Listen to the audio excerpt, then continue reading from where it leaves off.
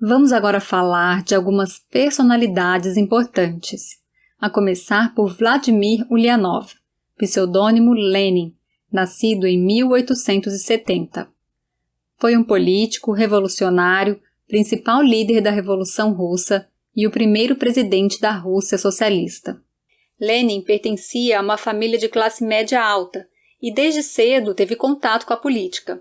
O regime czarista da Rússia reprimia todo tipo de oposição, e quando Lenin tinha 19 anos, seu irmão mais velho, Alexandre Ulyanov, foi acusado e executado por conspirar contra o czar. É após este acontecimento que Lenin desperta para interesses revolucionários. Ele ingressa na Faculdade de Direito, lê as obras de Karl Marx e Friedrich Engels, O Capital e Manifesto Comunista, e passa a ter uma ideologia de colocar a revolução em prática e não só ficar no mundo das ideias. No ano de 1898, foi fundado o primeiro Partido Socialista Russo, o qual Lenin iria ingressar e incentivar o operariado de São Petersburgo à revolta, motivos pelos quais o levaram a ser preso e enviado para a Sibéria. Em 1900, Lenin abandona a Rússia e passa tempos em Munique, Londres, Genebra e Paris. Nesse meio tempo, adotou vários pseudônimos, dentre eles Lenin, o qual foi escolhido definitivamente em 1902 para homenagear o rio Lena na Sibéria. Em 1905, Lenin retorna à Rússia e inicia a primeira tentativa de revolução. As divergências surgidas dentro do partido levaram a uma divisão interna, como já vimos em menchevique e bolchevique. Essa divisão enfraqueceu o movimento, que causou o fracasso de Lenin, que foi novamente preso e deportado em 1907, vivendo na Europa Ocidental até a Revolução de 1917. Como principal líder da Revolução de 1917, Lenin assumiu o poder quando o governo provisório foi derrubado e o Partido Bolchevique tomou o controle da Revolução.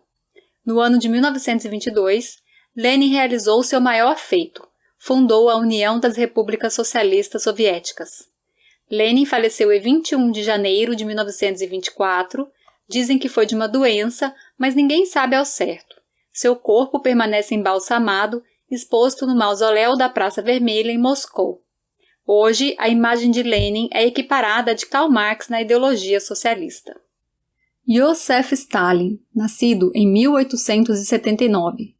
Após a morte de Lenin, Stalin assumiu o poder e governou a União Soviética até sua morte em 1953. Stalin, que também é um pseudônimo, significa homem de aço em russo. Ele era, na verdade, da Geórgia. Antes de chegar ao poder, foi militante do movimento social-democrático e, em 1902, foi preso e deportado para a Sibéria, de onde fugiu em 1904. Foi novamente preso e conseguiu fugir mais algumas vezes.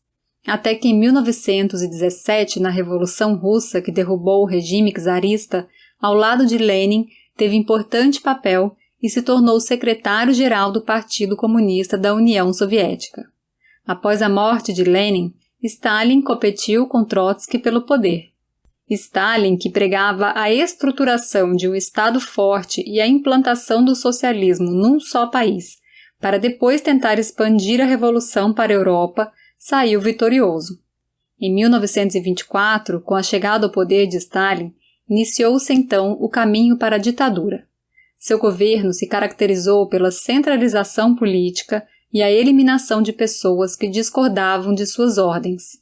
Mais do que o socialismo, foi implantado o stalinismo na União Soviética.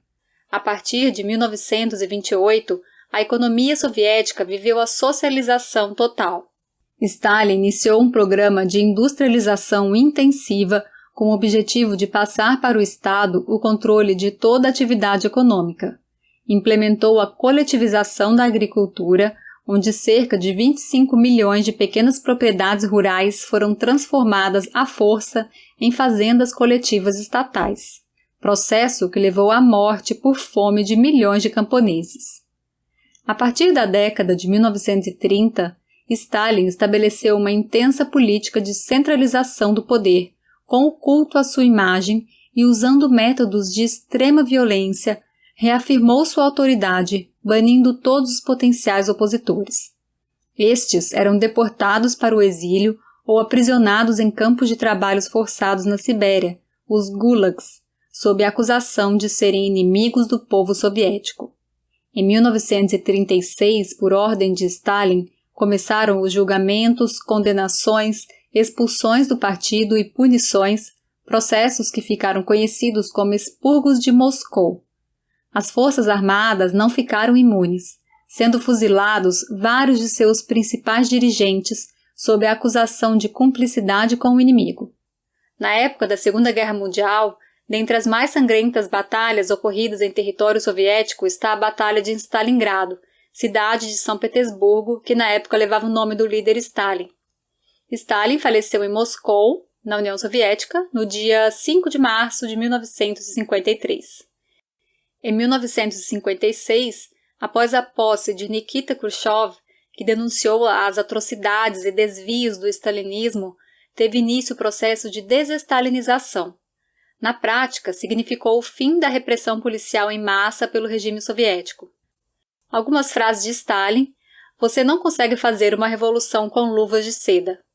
Nada melhor do que descobrir um inimigo, preparar a vingança e depois dormir tranquilo. As ideias são muito mais poderosas do que as armas. Nós não permitimos que nossos inimigos tenham armas, por que deveríamos permitir que tenham ideias?" Maria Sharapova, hoje com 34 anos, é uma ex-jogadora profissional de tênis da Rússia e ex-número 1 do ranking. Sharapova iniciou no tênis profissional aos 14 anos. Sua altura, de 1,88, velocidade e grande repertório técnico a tornaram uma adversária poderosa, porém a marca registrada de seu jogo é o espírito competitivo e o rigor mental. Chegou a ser considerada uma das melhores competidoras na história do esporte. Em 2004, Sharapova se tornou a segunda tenista mais nova a ganhar o título de Wimbledon, ao derrotar a bicampeã Serena Williams, sendo também a primeira russa a ganhar esse torneio. É reconhecida também por ter uma notável beleza e fez alguns trabalhos como modelo. Em junho de 2005, a revista Forbes a listou como a esportista mais bem paga da história, com 18 milhões de dólares anuais, a maior parte vindos de patrocínios e como modelo. Em janeiro de 2010, a tenista voltou a ser a desportiva mais bem paga do mundo, ao renovar o seu contrato com a Nike no valor de 70 milhões de dólares. Sharapova sofreu a carreira toda com lesões e em 2016 foi flagrada no exame antidoping. Como punição, ficou 2 anos fora das quadras. Desde então, não conseguiu retomar a performance e em 2020 anunciou sua aposentadoria. Sua carreira foi brilhante, foi 5 vezes vencedora do Grand Slam e, para conhecê-la melhor, indicamos o livro Imparável Minha Vida Até Aqui, que é sua autobiografia. É um livro muito bom, vale muito a pena a leitura.